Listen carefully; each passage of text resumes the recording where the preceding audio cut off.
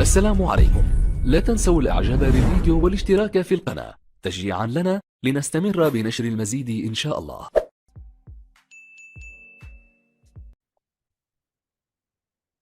بسم الله الرحمن الرحيم وبه نستعين والصلاة والسلام على أشرف المرسلين سيدنا محمد. أهلا وسهلا حبايبي جريد 4. النهاردة مكملين الترم الثاني معنا أول حلقة في يونت 10 lesson 1 و lesson 2. طبعا احنا أخدنا في يونت 9 و 8 إن احنا إيه هي الفراكشنز، إيه هي الميكسد نمبر، إيه هي الامبروبر فراكشن. النهاردة هناخد نوع جديد اللي هو decimals. هنعرف يعني إيه كلمة decimal، نعرف إزاي البليس فاليو، ازاي نكتبها، ازاي نعملها representing وحاجات كتير. اول حاجه عندي بيقول لي exploring. اول حاجه عندي بيقول لي exploring tenth. ايه هو التنث؟ اللي هو الجزء من 10. يعني احنا قبل كده اخدنا في جريد 3 الوانز والتنز والهندردز. النهارده بقى ناخد يعني ايه كلمه decimal. فكلمه decimal معناها number with one or more digit to the right to the decimal point. يعني هو بيبقى رقم او اكتر على يمين الديسيمال. الديسيمال اللي هي البوينت دي كده، فالارقام اللي بتبقى على اليمين هي دي الديسيمال بارت، وبتبقى برضه جزء من 10 او 100، يعني part of 10 or part of 100 or part of 1000 and so on. نيجي هنا اول واحده على الشمال دي 1 هول، يعني واحده كامله، فدي كده representing بتاعها 1، يبقى 1.0. دي معناها ان انا عندي 1 هول نمبر، يعني واحد صحيح ومفيش ديسيمال. طيب نيجي هنا، لو في عندي 10 أجزاء وملون منهم جزء واحد، يبقى ده 1 over 10. 1 over 10 اللي هو اسمه 1 tenth، يعني جزء من 10. ويتعمل ازاي؟ 0.1. يبقى يتكتب 1 over 10 ده لو fraction، لو decimal يبقى 0.1 ويتقرا 1 tenth. طب ده يبقى ايه؟ 7 over 10 أو 7 tenth، يعني 7 أجزاء من 10. طب الموديل ده 8 over 10 أو يتقرا 8 tenth. هنا في example معانا باين جدا. أول واحدة 4 أجزاء يبقى 0.4 4 tenths، وهنا 2 parts يبقى 2 tenths، 7 part يبقى 7 tenths، 5 part يبقى 5 tenths. طبعا كل واحدة من دي over 10 over 10 over 10. هنا بيقول لي عاوز 5 tenths، يبقى أنا هعمل shading، هلون 5 أجزاء. هنا عاوز ألون 3، لون 3، لون 6، لون 6، وهكذا، لون 9، لون 9. هنا بيقول لي write the fraction and decimal which represents the shaded part. فالshaded part هنا في ايه؟ كام واحد؟ 3، يبقى 0.3 أو 3 over 10. هنا كام واحد؟ 7، يبقى 7 over 10 أو 7 tenths.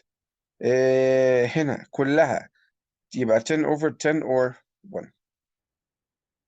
بيقول لي في ملاحظة remarks إن ال 1 متر 10 decimeters، وال 10 decimeter عبارة عن 1 over 10 متر. يبقى من ديسيمتر لمتر بعمل divided 10، يعني 1 tenth متر. الديسيمتر 10 سنتيمتر، من الصغير للكبير، من السنتيمتر يبقى 1 tenth ديسيمتر.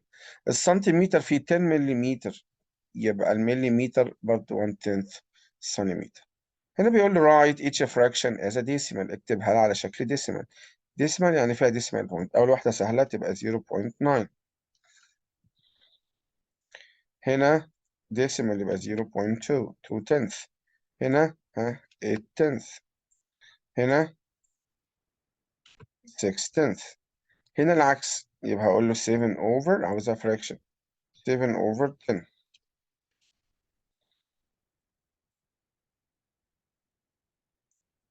هنا 1 over 10.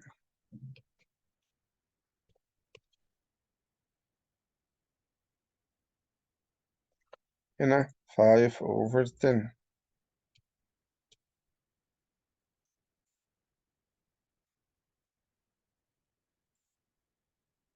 هنا تبقى 4 over.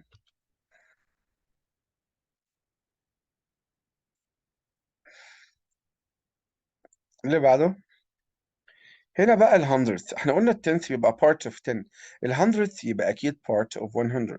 فلو في عندي هنا الموديل ده كده في 100 part، يبقى ده كده 1 whole كامل. طب هنا في جزء واحد من المية، يبقى 1 over 100. وخلي بالك بكتبها 100th، ما انساش الزيرو اللي على الشمال، يبقى 0.01. طب اللي على اليمين 10 20 35 يبقى 35 hundredths أو 35 over 100.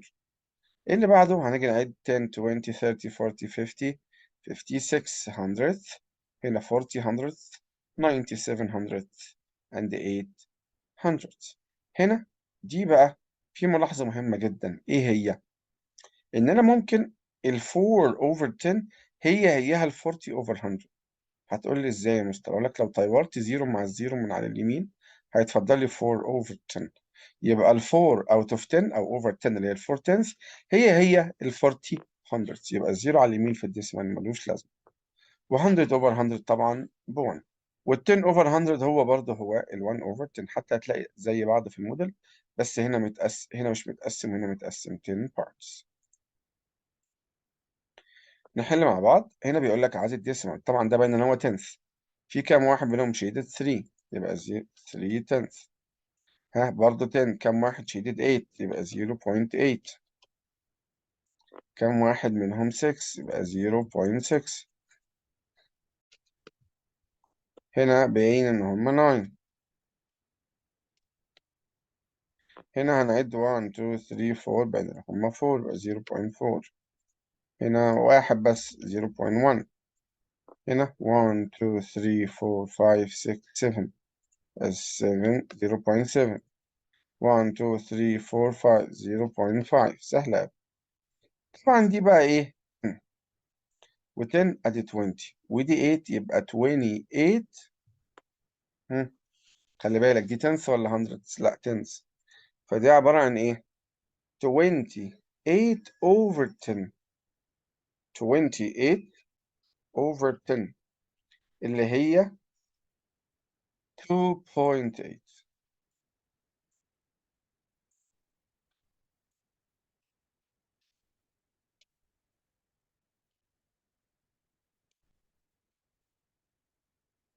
هنا ممكن أقول دي 1 كاملة ودي 2 يبقى 1.2. طيب دي باين إنها 100 تبقى يبقى 10 20 30 40 1 2 3 4 5 6 يبقى 4600. طبعا دي 10 ودي 3 يبقى 13 1300. ها دي كلها يعني ناقص 2 يبقى 0.98. طبعا دي 1 اللي على الشمال بوينت. 10 20 33 يبقى هنا 33 برضه 1 على الشمال، وهنا في 3 بس خلي بالك بقى 0 1.03 لأن هنا 3 أجزاء من 100. هنا بيقول لي شيد يعني لون، فهنا قال لك جزئين يبقى اللون جزئين. هنا قال لك 6 يبقى اللون 6 1 2 3 4 5 6. هنا 9 يعني كله ما عدا واحدة.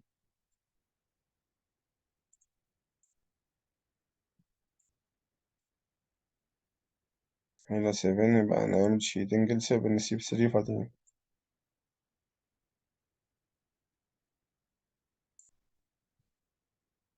هنا نعمل شيدنج ل 5.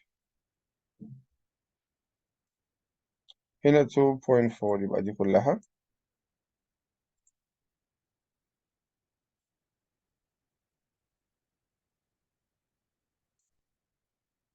ودي كلها. وهنا 4 بس منهم. هنا 1.7 يعني الأولانية كلها، والتانية هاخد منها بس 7 وأسيب 3.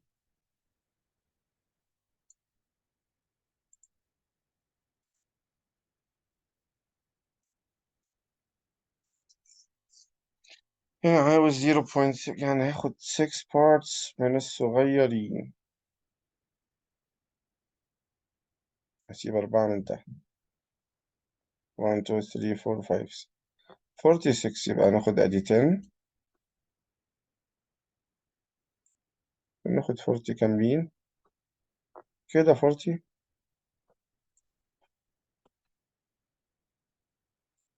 10 20 30 40 أدي كده 40. وناخد 6 نسيب 4 من تحت.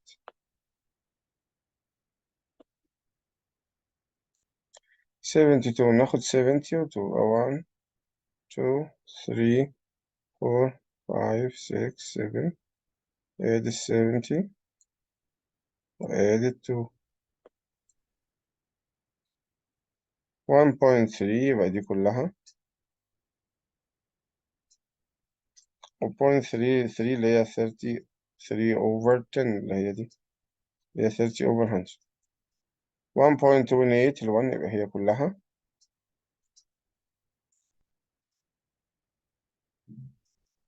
وهنا 28 ادي 20 وادي 8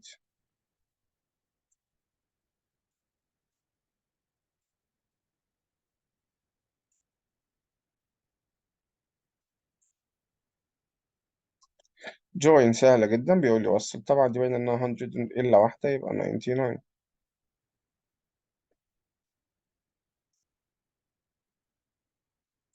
10 20 30 40 50 60 70 الا واحدة يعني 69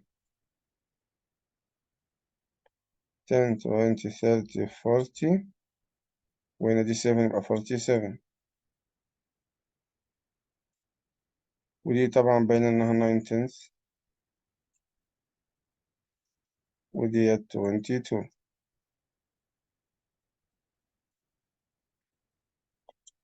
هنا الفراكشن بيقول لي record the fraction in decimal طبعا الفراكشن 1 2 3 4 5 6 يبقى 6 over 10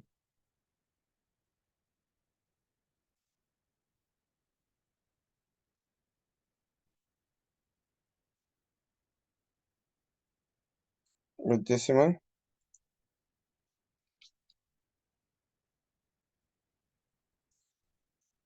هنا طبعا 8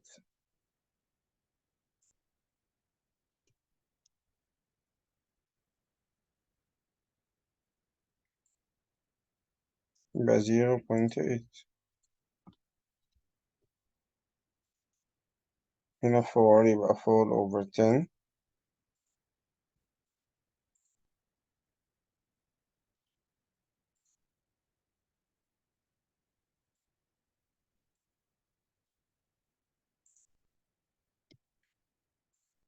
هنا 1 طبعا over 10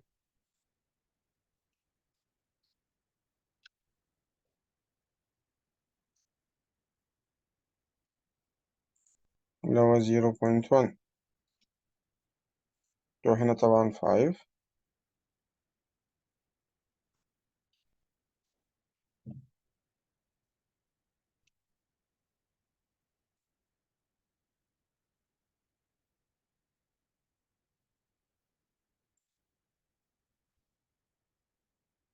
وهنا طبعا 9 over 10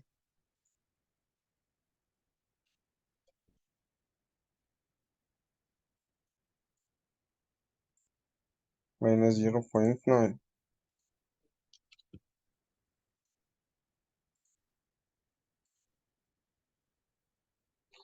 هنا بيقول لي ديسيمال برضو سهلة جدا تبقى دي 0.7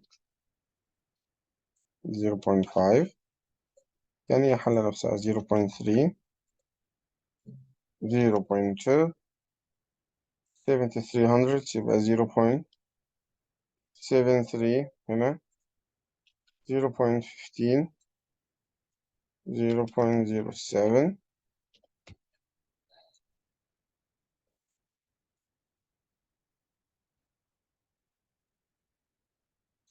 هنا as a fraction يبقى 2 out of 10 2 out of 10 وهنا 6 out of 10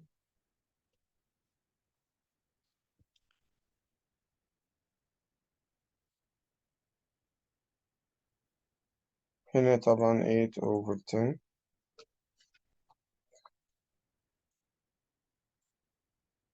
وهنا 1 over 10 23 خلي بالك إن رقمين مش ينفعش ال 10 يبقى ال 100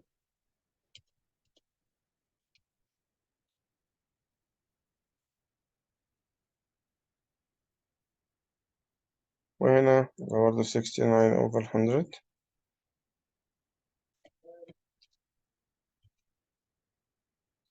69 over 100 وهنا 8 over 100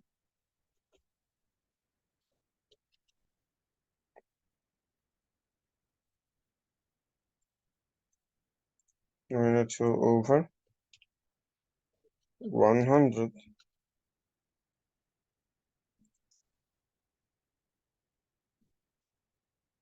هنا الديسيمال بيقول لي المودر represent 0.6. طبعا هنا نعد، طبعا 0.6 يبقى الكلام ده صح. ال 0.10 هو 0.1 لسه قايلين عليها، طبعا صح. ده هو ده، لا طبعا هنا الإجابة غلط. ال 1 دي سي بيساوي 1 تنث متر، قلنا من ديسيمتر لسنتيمتر بإيه؟ المتر فيه 10 ديسيمتر، فمن ديسيمتر لمتر بعمل ديفايد، يعني الكلام ده صح، قلناها في الملاحظات. طبعا ده 2، أيوه 0.2، أيوه صح، أو 20 over 100. ده هو دوت، لأ طبعا غلط. دوت 3 over 10، طبعا الكلام ده هنا غلط. ومن سنتيمتر لديسيمتر طبعا بعمل divided by 10 مش 100، يبقى برضه الإجابة ديت غلط.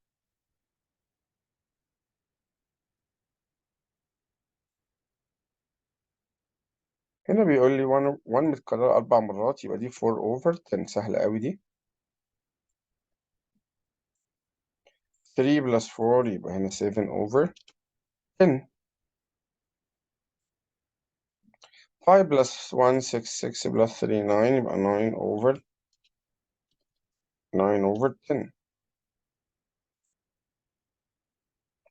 8 minus 3 5 يبقى 5 over 10. 15 minus 11 بفور يبقى 4 over 10. 23 plus 41، 3 plus 1 بفور، 2 plus 4 ب6، وطبعا تحت زي ما هو 100. طبعا البلس والماينس ده حاجات سهلة جدا. 60 plus 70 يبقى 76 over 100. 1 plus 1 plus 1 يبقى 3 over 100. 35 minus 14 يعني 21 over 100.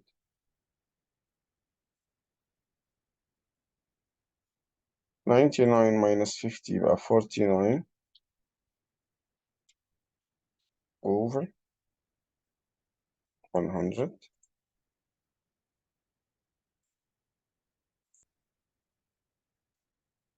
49 over 100. بيقول لي باسم هذا quilt that his mother bought for him. اوكي، بكام مكانه؟ بيقول لي زيرو، سوري كام واحد؟ 3500 the colored blue و 0.4 of it was red والباقي yellow. إيه مثل الكلام ده؟ فأول حاجة عايزين نعمل الكالر بلو دوت 35 بلو. نيجي عند البلو نمثل، يبقى هنا 10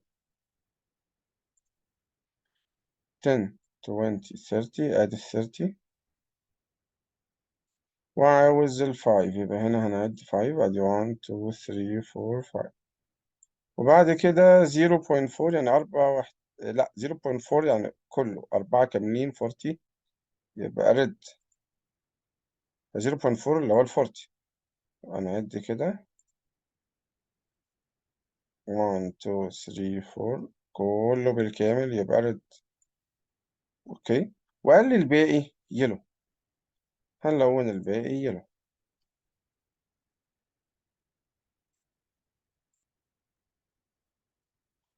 كام واحد يلو بيقول لي؟ فطبعا ده 10 ده 20 ودول كام؟ 4، يبقى 0.24. هنا برضه عايزين coloring، بيقول لي she colored 30 square. عايشة عادل walked، يبقى تاني بيبقى عايشة was coloring in 100th grade. لونت كام من ال 30؟ 30 square 30 مربع. عادل walked by and said oh I see 3 tenths.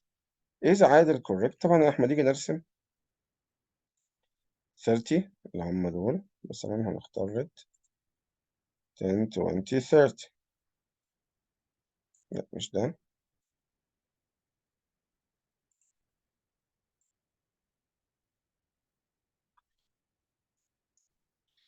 فطبعا عادل كوريكت ولا نوت كوريكت؟ طبعا مش 3 تنس، دول 300 يبقى 30.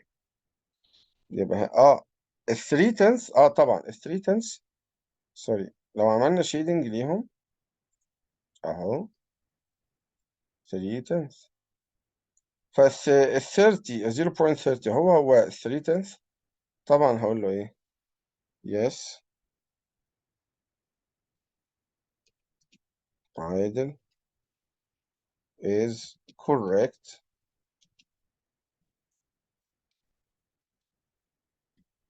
because